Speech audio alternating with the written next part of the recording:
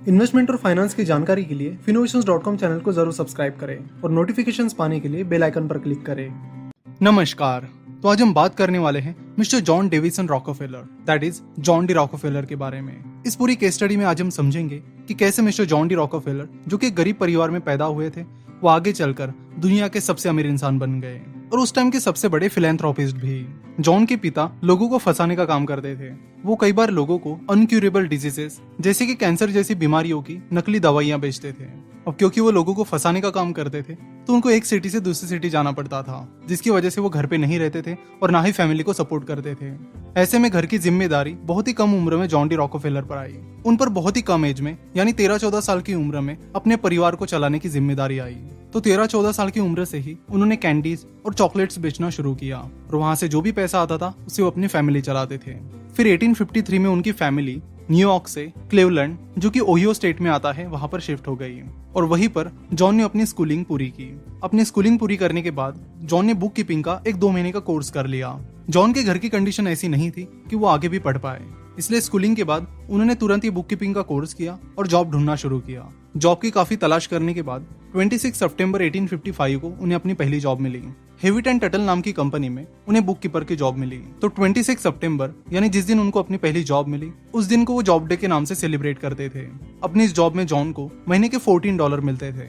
John को book keeping में काफी इंटरेस्ट था, इसलिए उन्होंने अपनी पहली जॉब उसी फील्ड में ढूंढी। वो खुद भी बचपन से अपना एक्सपेंसेस का जर्नल मेंटेन करते थे और देखते थे कि कितने एक्सपेंसेस हो रहे हैं और कितना पैसा वो कमा रहे हैं। और बचपन से ही उन्होंने आदत डाल दी थी कि अपनी जितनी भी कमाई है उसका 10% पैसा चैरिटी के लिए देना है और ये चैरिटी प्राइवेटली करनी है। और मरते दम तक उन्होंने अपने इन रूल्स को फॉलो किया। 2 साल बुक कीपर का जॉब करने के बाद उन्होंने कुछ पार्टनर्स के साथ मिलकर अपनी खुद की कंपनी शुरू की। उन्होंने और उनके पार्टनर्स ने अपनी जो सेविंग है वो पैसा बिजनेस शुरू करने के लिए लगाया। साथ ही उन्होंने बैंक से लोन भी लिया।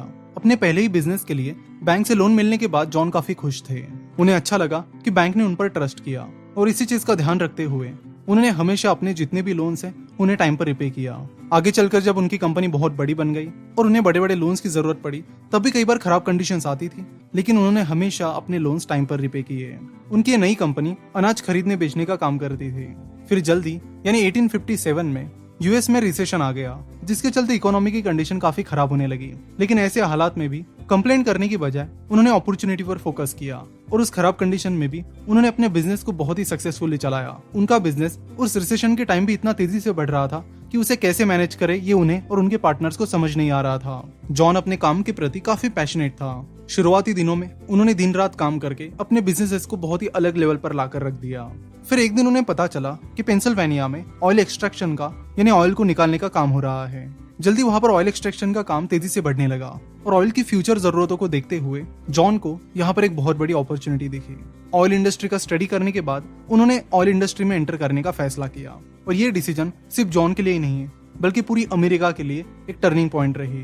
तो ऑयल इंडस्ट्री में एक सिंपल बिजनेस जॉन के सामने था, जो कि था ऑयल एक्सट्रैक्शन का यानी ड्रिलिंग करके ऑयल को बाहर निकालने का। लेकिन इस बिजनेस में लक फैक्टर काफी इंपॉर्टेंट था, क्योंकि एक्सट्रैक्शन के बाद कभी कभी ऑयल मिलता था तो कई बार नहीं मिलता था। तो ऑयल ड्रिलिंग के इस बिजनेस में रिस्क बहुत ज्यादा थी और लक फैक्टर बहुत ज्यादा इंपॉर्टेंट था। और जॉन ऐसा बिजनेस नहीं करना चाहते थे जिसमें सिर्फ लक फैक्टर इंपॉर्टेंट हो, इसलिए उन्होंने ऑयल ड्रिलिंग की बजाय रिफाइनिंग के बिजनेस पर फोकस किया, जहां पर लक की जरूरत नहीं थी और मार्जिन भी अच्छी खासी थी। इस तरह जॉन ने अपना पहला रिफाइनरी बिजनेस शुरू किया, जिसके जरिए वो ऑयल को रिफाइन करके केरोसिन जैसे प्रोडक्ट्स बनाने लगे। तो इस तरह जॉन ऑयल को रिफाइन करके केरोसिन बनाने लगे ताकि यूएस के घर घर में लैम्प के लिए केरोसिन यूज किया जा सके, जिससे यूएस के घर घर में रोशनी और उजाला हो जाएगा। उस टाइम यूएस में रेलवे ट्रांसपोर्ट का एक मेन तरीका था, इसलिए उन्होंने अपनी पहली रिफाइनरी रेलवे लाइन के नजदीक खड़ी की ताकि वो वहां से प्रोड्यूस हुआ केरोसिन यूएस के अलग अलग सिटीज में इजिली ट्रांसपोर्ट कर पाए। जॉन अपने काम के प्रति काफी एनर्जेटिक और एक्साइटेड रहते थे। वो हमेशा अलग अलग प्रोसेसेस को समझने की कोशिश करते थे और ट्राई करते थे कि हम और कैसे इस प्रोसेस को डेवलप कर पाए। उनका ये कहना था कि बिजनेस ग्रोथ के लिए इनोवेशन बहुत इंपॉर्टेंट है और इसीलिए वो इनोवेशन पर लगातार फोकस करते रहे। उन्होंने ऑब्जर्व किया कि ऑयल की रिफाइनिंग प्रोसेस में कई सारा ऑयल वेस्ट हो जाता है, जिसके बाद उन्होंने अपनी एक R&D टीम बिठाई यानी रिसर्च एंड डेवलपमेंट टीम बिठाई, कि कैसे वो इस वेस्ट का उपयोग करके कुछ और प्रोडक्ट बना सकते हैं और जिससे पैसा कमा सकते हैं ताकि कोई भी चीज वेस्ट ना हो। और जल्दी उनकी टीम ने पता लगाया कि उस ऑयल वेस्ट से वो पेट्रोलियम जेली, जिसे वैसलीन भी कहते हैं, वो बना सकते हैं। साथ ही वो पैराफिन वैक्स भी बना सकते हैं। तो इस तरह जॉन अपने जो वेस्ट प्रोडक्ट्स हैं उन्हें भी मोनेटाइज कर पाए। अपना ऑयल रिफाइनिंग का बिजनेस और बढ़ने के बाद 1970 में उन्होंने स्टैंडर्ड ऑयल ये कंपनी शुरू की। जॉन ने देखा कि अगर किसी को एक छोटी रिफाइनरी खड़ी करनी है तो उसके लिए ज्यादा कॉस्ट नहीं आती है, कोई भी पर्सन एक रिफाइनरी खड़ी कर सकता है। तो जॉन ने सोचा कि अगर उन्हें तेजी से आगे बढ़ना है तो उन्हें एक बहुत इंपॉर्टेंट कॉम्पिटिटिव एडवांटेज बनाना पड़ेगा ताकि कोई भी उन्हें बीट ना कर पाए। अदरवाइज वो तेजी से आगे नहीं बढ़ पाएंगे और उनका मार्केट शेयर बढ़ने की बजाय उल्टा कमी हो जाएगा। इसलिए उन्होंने कॉम्पिटिटिव एडवांटेज बिल्ड करने पर फोकस किया। उस टाइम उन्होंने देखा था कि सारी रिफाइनिंग कंपनीज एक नॉर्मल प्रोसेस फॉलो कर रही है और बहुत ही छोटे लेवल पर काम कर रही है। और उस टाइम एक मेन फैक्टर जो ऑयल कंपनीज को तेजी से एक्सपांड करने से रोक रहा था वो था ट्रांसपोर्टेशन प्रॉब्लम। रेल रोड की ट्रांसपोर्टेशन कॉस्ट थोड़ी महंगी भी थी और यूएस के ज्यादातर रेल रोड्स का कंट्रोल कुछ पर्टिकुलर लोगों के पास ही था। तो अगर वो किसी के साथ डील कर लेते थे तो वो लोग अपने रेल रोड से बाकी लोगों का ऑयल ट्रांसपोर्ट नहीं करते थे। शुरुआत में अपने इस प्रॉब्लम का सोल्यूशन निकालने के लिए उन्होंने कुछ रेल रोड कंपनी से सीक्रेट डील्स की, जिसमें जॉन ने उन कंपनी से प्रॉमिस किया कि वो लॉन्ग टर्म तक उनकी रेल रोड से बहुत ज्यादा ऑयल और केरोसिन ट्रांसपोर्ट करेंगे और उसके बदले में उन्होंने उन रेल रोड कंपनीज से ट्रांसपोर्टेशन के लिए कम कॉस्ट लगाने की डिमांड की और उन कंपनीज ने भी उसे मान लिया। इन डील्स के बाद जॉन डी रॉकफेलर की कंपनी स्टैंडर्ड ऑयल की ट्रांसपोर्टेशन कॉस्ट काफी कम हो गई, जिससे लोगों को केरोसिन बहुत ही कम दाम में मिलने लगा। बाद में जॉन डी रॉकफेलर ने अपनी कुछ पाइपलाइंस बनाई, जिसके चलते उनकी ट्रांसपोर्टेशन कॉस्ट और भी ज्यादा कम हो गई और लोगों को केरोसिन अब बहुत ही कम दाम में मिलने लगा। अपने ऑयल वेस्ट से अलग अलग प्रोडक्ट्स बनाने वाले पहले जॉन डी रॉकफेलर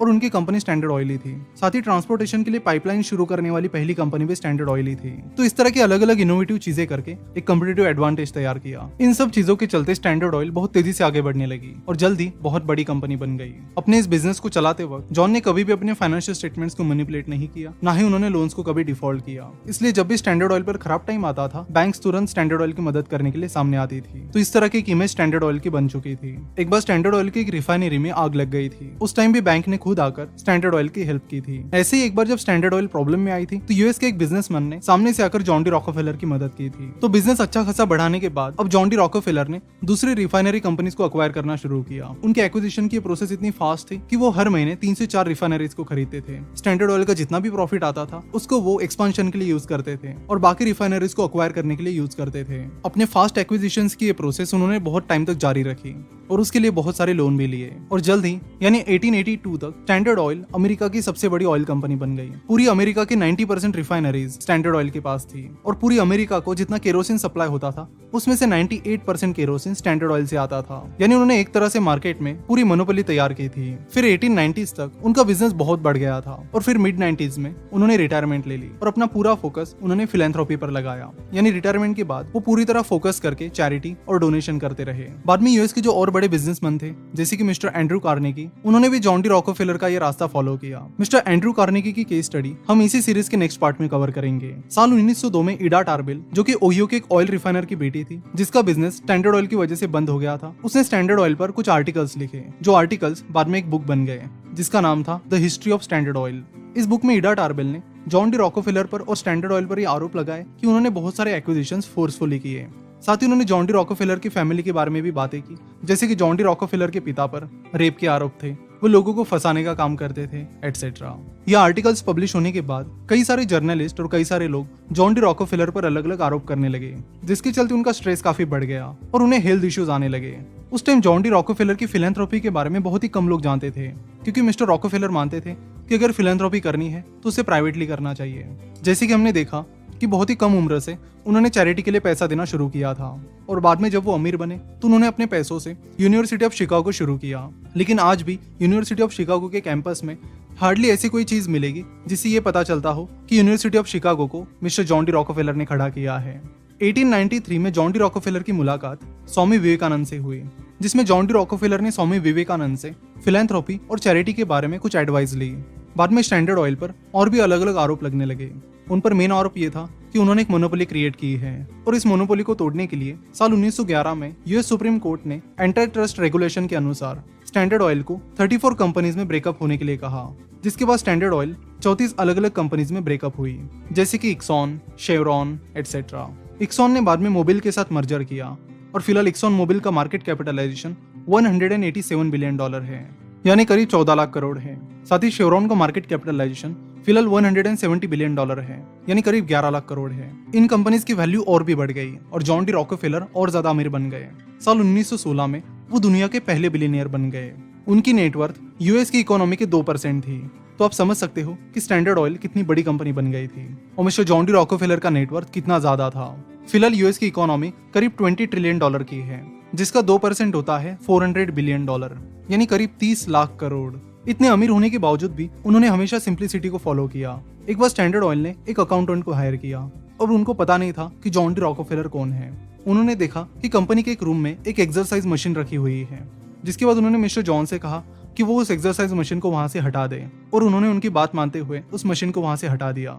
उस अकाउंट को बाद में लगा कि अब उसकी खैर नहीं, लेकिन जॉन के लिए वो आम बात थी और उन्होंने इस चीज का कभी जिक्र भी नहीं किया। जॉन डी रॉकफेलर ने साल 1909 में रॉकफेलर सैनिटरी कमीशन शुरू की, जिसका मेन मकसद ये था कि हुकवर्म और उस जैसे डिजीजेस को यूएस से पूरी तरह से हटा देना। और 20 साल के अंदर ही रॉकफेलर सैनिटरी कमीशन ने हुकवर्म डिजीज पर मात की। उन्होंने यूनिवर्सिटी ऑफ शिकागो भी स्टार्ट किया, जिसमें अफ्रीकन अमेरिकन वुमन को फ्री में एजुकेशन मिलता था। उन्होंने रॉकफेलर फाउंडेशन भी शुरू की, जिसके जरिए उन्होंने इनोवेशन, रिसर्च एंड डेवलपमेंट के लिए और एजुकेशन के लिए काफी सारा पैसा डोनेट किया। उन्होंने जनरल एजुकेशन बोर्ड भी शुरू किया और इस तरह के अलग अलग इनिशिएटिव्स के जरिए $100 ऑफ मिलियन उन्होंने डोनेट किए। उनका पूरा डोनेशन उनकी नेटवर्थ का करीब हाफ रहा है, यानी उनकी नेटवर्थ का आधा रहा है, जो कि करीब $512 मिलियन रहा है और आज के डेट में उसकी वैल्यू 1 लाख करोड़ रुपए होती। जॉन डी रॉकफेलर चाहते थे कि उनकी कंपनी दुनिया की सबसे बड़ी ऑयल कंपनी बने, लेकिन लेटेस्ट स्टेज में यूएस में ही हो रहे अपोज की वजह से वो जल्दी बाकी कंपनीज में एक्सपैंड नहीं कर पाए। उनका दूसरा गोल ये था कि वो 100 सालों तक जी पाए, लेकिन वो गोल उनका कंप्लीट नहीं हो सका। 97 साल की उम्र में नींद में ही उनकी डेथ हुई। बाद में जॉन ने स्टील इंडस्ट्री में भी एंट्री की थी, लेकिन जल्दी steel industry tycoon Andrew Carnegie ने उनकी कंपनी को खरीद लिया। स्टैंडर्ड ऑयल के बाद में यूएस स्टील दुनिया की सबसे बड़ी कंपनी बन गई। और नेक्स्ट केस स्टडी में हम स्टील टाइकून और यूएस स्टील के को-फाउंडर एंड्रू कार्नेगी के बारे में ही बात करेंगे। तो ये थी मिस्टर जॉन डी रॉकफेलर की केस स्टडी और स्टोरी, जो कि तब ना कि दुनिया के one of the most successful person थे, बल्कि दुनिया के one of the most powerful और दुनिया के सबसे रिचेस्ट पर्सन भी थे। जरूर इस केस स्टडी को अपने सारे दोस्तों के साथ व्हाट्सएप पर और व्हाट्सएप ग्रुप्स पर शेयर कीजिए, ताकि वो भी इन केस स्टडी से और इस सीरीज से काफी कुछ सीख सके और उन चीजों को इम्प्लीमेंट करके जिंदगी में आगे बढ़ सके।